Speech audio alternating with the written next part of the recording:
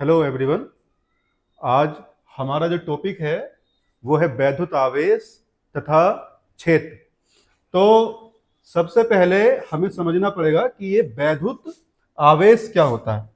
तो यहाँ पर ये हमने लिख भी रखा है वैद्युत आवेश, इसको इंग्लिश में हम इलेक्ट्रिक चार्ज कहते हैं। तो इसको समझने से पहले चलिए हम थोड़ा सा यहाँ पर समझते हैं। देखिए, ग्रीक में एक वैज्ञानिक थे जिनका नाम था थेल्स। वैज्ञानिक मतलब आप फिलोसोफर थे एक तरह के। इनका नाम था थेल्स और ये बात है 600 ईसा पूर्व की ये बात है। थेल्स ने क्या देखा? 600 ईसा पूर्व में थेल्स ने एक बहुत ही बेहतरीन घटना नोट करी। उन्होंने देखा कि एक पदार्थ होता है अंबर, एक पदार्थ होता है अंबर।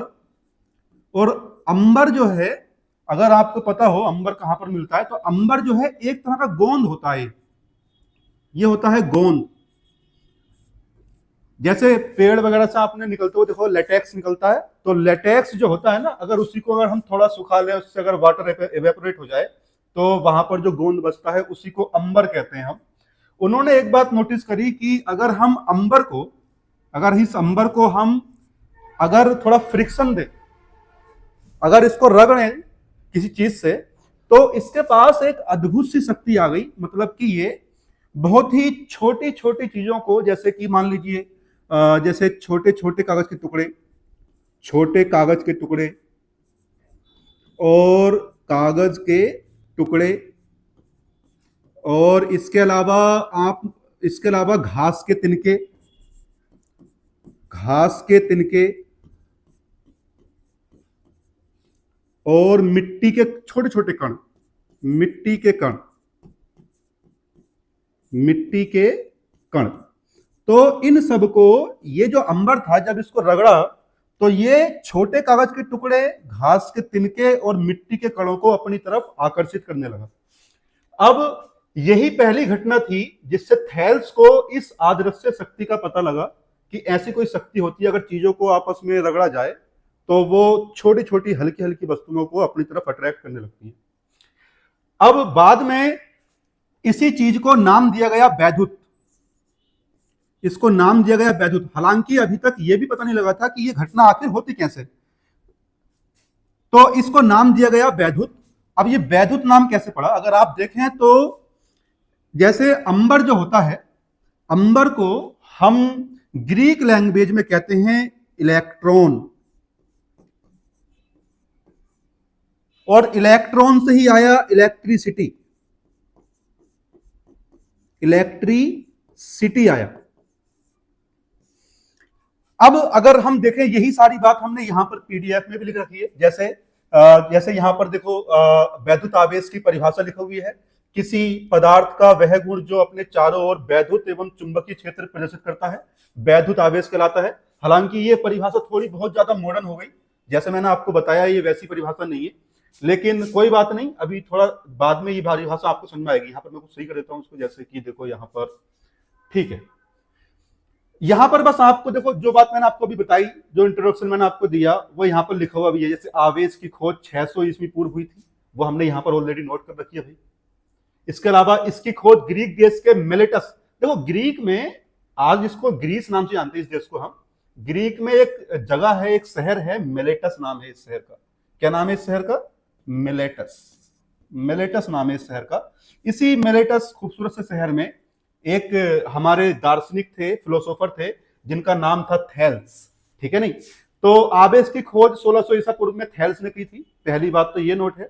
और यहां पर जो शब्द है इलेक्ट्रिसिटी, इलेक्ट्रिसिटी जो शब्द है ये ग्रीक भाषा का शब्द है। जो कहां से आया है सर? ये इलेक्ट्रॉन से आया है ये शब्द, और जिसका मतलब होता है एम्बर। इसका मतलब होता है एम्बर होता है। और ये एम्बर क्या होता है, मैंने आपको थोड़ी देर पहले ही बताया था कि एम्बर क्या होता है। अगर एक बार मैं फिर से बताता हूं एम्बर क्या होता है। जो पेड़ों से जो गोंद निकलता है ना, तो वही जो गोंद होता है उसी को हम एम्बर बोलते हैं। इसके अलावा अब बात करते हैं कि ये आवेश कितने प्रकार के होते हैं भाई। ये आवेश कितने प्रकार के होते हैं? तो आपको याद रखना है, ये जो हमारे आवेश होते हैं, आवेश के प्रकार अगर हम देखें तो आवेश जो है हमारे, ये आवेश हमारे दो प्रकार के होते हैं भाई। अब ये दोनों प्रकार जो है आवेश के, वो है जैसे कि पहला जो प्रकार है आवेशों का, वो है हमारे सजातीय आवेश होते हैं। पहले आवेश होते हैं हमारे सजातीय आवेश, सजातीय आवेश, ये हैं हमारे सजातीय आवेश। और दूसरा जो प्रकार है आवेशों का, वो होते हैं हमारे विजातीय आवेश, विजातीय आवेश, विजातीय आवेश होते हैं। अब आपके दिमाग में कंफ्यूजन हो सकता है कि आपने पहले पढ़ा हो कि आवेश दो प्रकार का होता है, एक धनात्मक होता है और एक क्या होता है, ऋणात्मक होता है। जी सर, वो जो है वो आवेश का प्रकार नहीं है, बल्कि जो आवेश आपने पढ़े हैं धनात्मक आवेश और ऋणात्मक आवेश, वो होती है आवेशों की ध्रुवता बोलते हैं उसको हम, यानी पोलरिटी ऑफ चार्ज बोलते हैं उसको हम। वो आवेशों का प्रकार नहीं है, वो आवेशों की ध्रुवता होती है, वो होती है आवेशों की ध्रुवता, आवेशों की ध्रुवता। तो आवेशों की जो ध्रुवता होती है, वो आवेशों की ध्रुवता दो प्रकार की होती है। अगर हम ध्रुवता के अकॉर्डिंग देखें तो आवेश भी दो प्रकार के होते हैं, लेकिन अगर हम वैसे जाने तो आवेश वैसे दो ही प्रकार के होते हैं, सजातीय आवेश होते हैं और विजातीय आवेश होते हैं।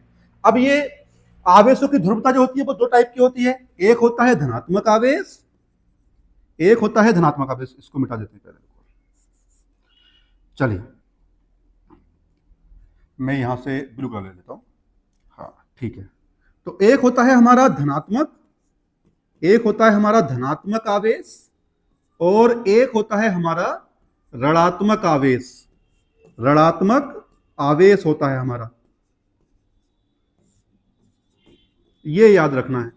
अच्छा जी, अभी जो हमने बात करी कि आवेश जो होते हैं दो प्रकार के होते हैं, जैसे सजातीय आवेश और विजातीय आवेश, और इनकी ध्रुवता जो होती है वो दो प्रकार की होती है, यानी कि धनात्मक और ऋणात्मक आवेश।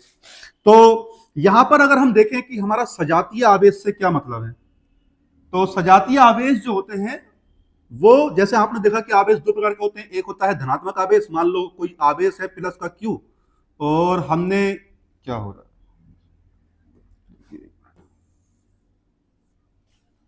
इसको सही कर देते हैं, ठीक है। तो जैसे आवेश मान लीजिए एक आवेश हमारा प्लस का क्यू है यहां पर, और एक हमारा यहां पर भी मान लीजिए प्लस का क्यू है, और एक जो है हमारा यहां पर मान लीजिए ये प्लस का क्यू है, और यहां पर रख लिया हमने माइनस का क्यू है।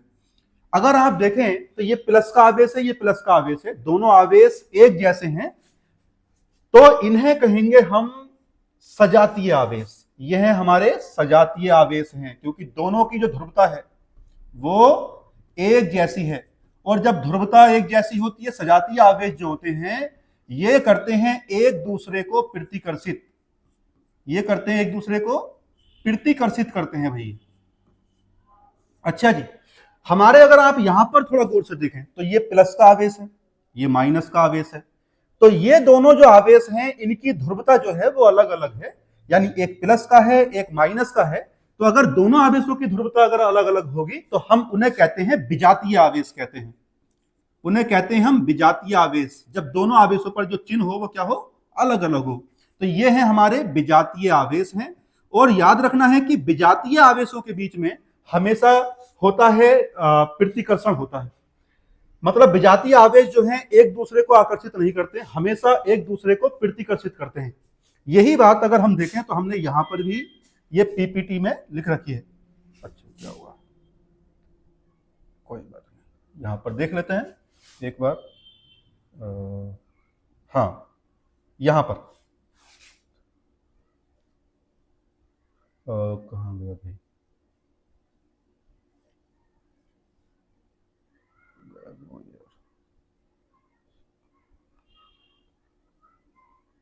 ये रहा। हाँ ये देखिए यहां पर,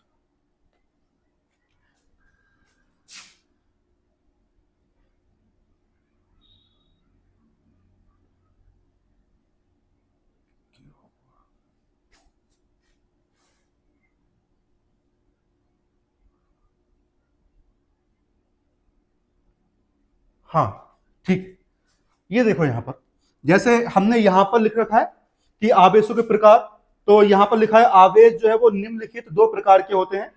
जैसे पहला है सजातीय आवेश, जो मैंने आपको भी बताया सजातीय आवेश होते हैं, ये एक दूसरे को क्या करते हैं, प्रतिकर्षित करते हैं भाई। और एक होते हैं हमारे विजातीय आवेश, और ये एक दूसरे को आकर्षित करते हैं, जो मैंने आपको बताया था। आवेशों की ध्रुवता जो होती है वो निम्नलिखित दो प्रकार की होती है बेटा। जैसे एक होती है धनात्मक आवेश, एक होती है हमारी ऋणात्मक आवेश होता है, जो मैंने आपको अभी समझाया था थोड़ी देर पहले ही। देखो अगर ध्यान हो तो मैंने देखो आपको यहां पर समझाया था। अगर एक पहला आवेश भी प्लस का है, दूसरा भी प्लस का है, तो हम इसको कहेंगे सजातीय आवेश, जब दोनों आवेशों के चिन्ह समान हो। जैसे मान लो अगर पहला आवेश माइनस का हो और दूसरा आवेश भी अगर माइनस का हो, तो इन्हें कहते हैं हम, ये भी हमारे सजातीय आवेश हैं। सजातीय आवेश क्यों हैं? क्योंकि दोनों की ध्रुवता जो है वो समान है, ये भी माइनस का है और ये भी माइनस का है। यहां पर ये भी प्लस का था, ये भी प्लस का था, और लेकिन यहां पर ध्रुवता समान नहीं है, पहला प्लस का है तो दूसरा किसका है, माइनस का है। इसके आगे हम बढ़ते हैं थोड़ा सा। हमने अभी समझा कि आवेशों के प्रकार समझे। अब इसके बाद हम सीखते हैं भाई आवेश के गुण, कि आवेशों के जो मूल गुण हैं वो क्या होते हैं। कुछ खास बातें तो होंगी, खासियत होंगी आवेश की, इस आवेश की खासियत क्या होती है। तो इसको समझने के लिए सबसे पहले मैं आपको समझाता हूं कि देखो बेटा कौन कौन से गुण इसमें होते हैं आवेशों के पास। जैसे कि यहां पर एक पेन सेलेक्ट करते हैं हम बढ़िया सा। चलिए पहले हम लिखते हैं यहां पर आवेशों के गुण। आवेशों के गुण,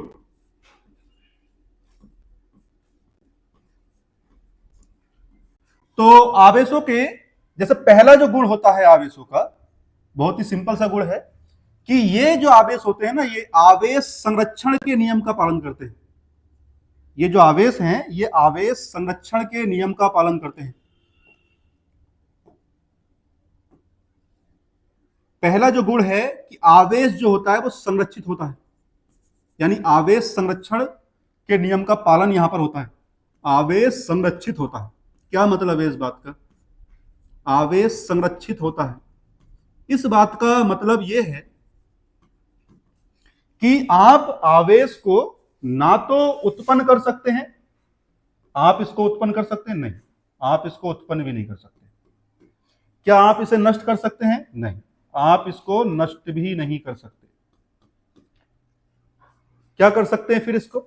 मान लीजिए कि जैसे कि यहां पर, जैसे मान लीजिए ये एक वस्तु है, यहां पर ये एक वस्तु है। इस वस्तु को चलो मैं नाम दे देता हूं। जैसे मान लीजिए आप, इस वस्तु को मैंने नाम दे दिया एक प्यारा सा, इसको कह दिया मैंने वस्तु ए। ये हमारी वस्तु ए है। अच्छा जी, एक वस्तु हमारी ये है बेटा, इस वस्तु को मैंने नाम दे दिया वस्तु बी। इसको मैं थोड़ा इरेज कर देता हूं पहले। इस वस्तु को मैंने नाम दे दिया वस्तु बी, ये हमारी वस्तु बी है। इसको लिख देते हैं भाई, ये हमारी वस्तु बी है। अब मान लीजिए इस पर जो है एक इस वाली वस्तु पर धनात्मक आवेश एक समान रूप से वितरित है बेटा, ऐसे आसानी से। इस वस्तु पर जो है प्लस का आवेश है,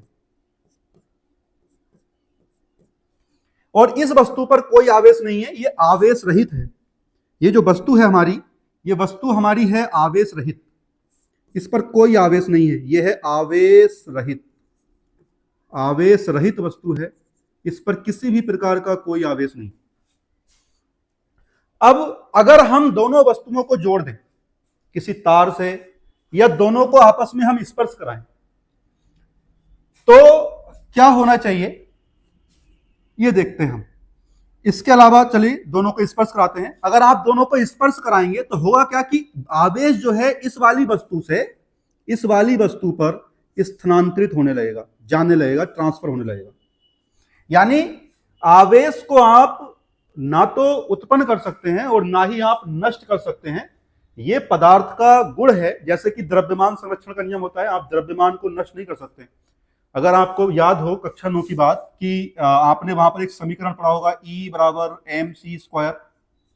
इस समीकरण में आपने पढ़ा था कि भाई आप द्रव्यमान को ऊर्जा में और ऊर्जा को द्रव्यमान में चेंज कर सकते हैं।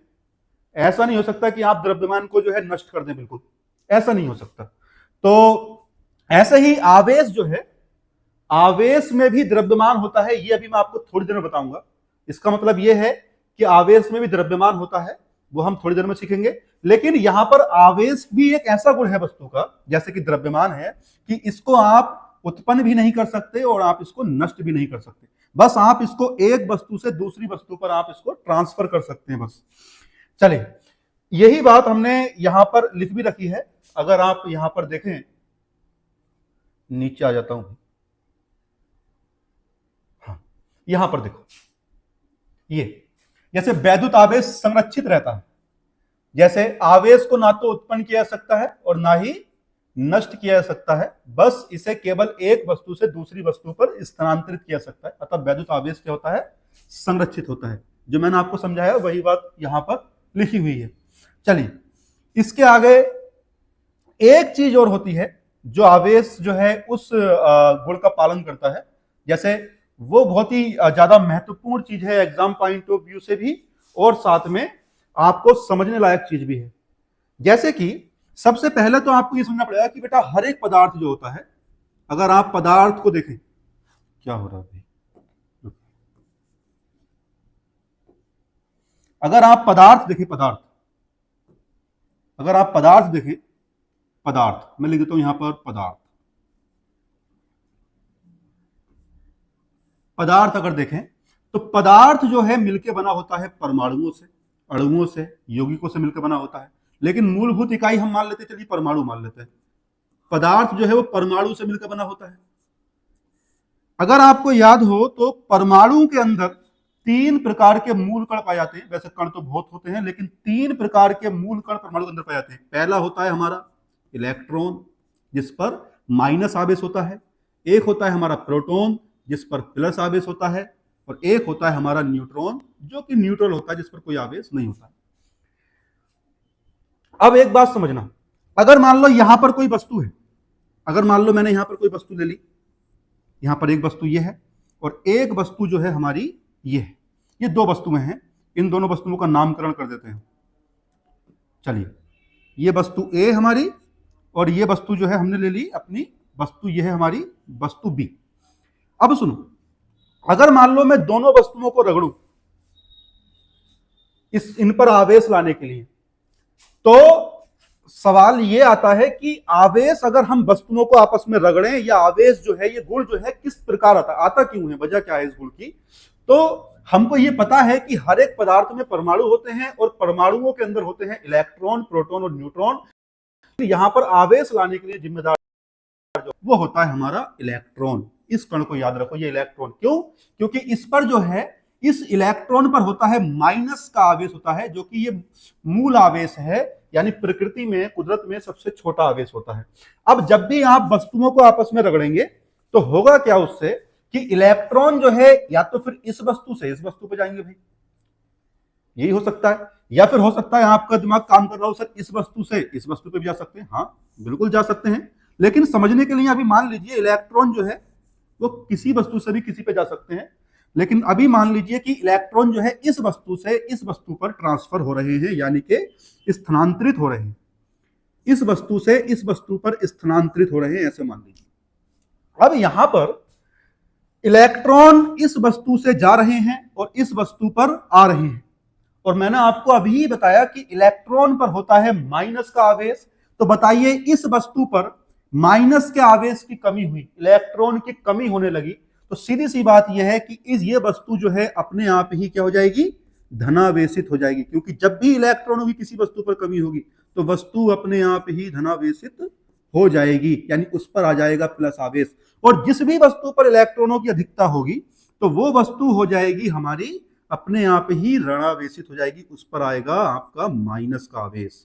यानी इस वस्तु से इलेक्ट्रॉन निकलकर इस वस्तु पर गए तो इस पर इलेक्ट्रॉनों की कमी हुई तो इस पर आया धनावेश, और इस पर इलेक्ट्रॉनों की बढ़ोतरी हुई, इलेक्ट्रॉनों की अधिकता हुई तो इस पर आया हमारा ऋणावेश आया।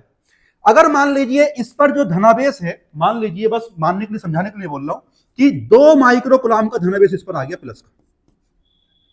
अब सवाल यह है कि तब इस पर कितना ऋणावेश आएगा इस वाली वस्तु पर?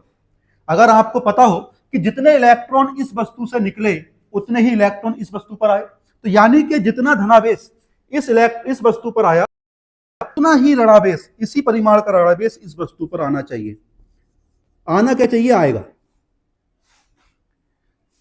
मतलब यह हुआ कि वस्तुओं पर जो आवेश आता है वो इलेक्ट्रॉनों के ट्रांसफर की वजह से आता है, यानी इलेक्ट्रॉन एक वस्तु से दूसरी वस्तु पर जाते हैं, इसी कारण से इलेक्ट्रॉनों के स्थानांतरण की वजह से ही आता है वस्तुओं पर आवेश। अच्छा जी, अब दूसरा नियम क्या था, दूसरा हमारा गुण क्या था आवेश का, वो समझते हैं हम। देखिए आवेश, ये दूसरा गुण कहता है कि आवेश जो होता है हमारा, वो होता है हमारा क्वांटीकृत, यानी आवेश क्वांटीकृत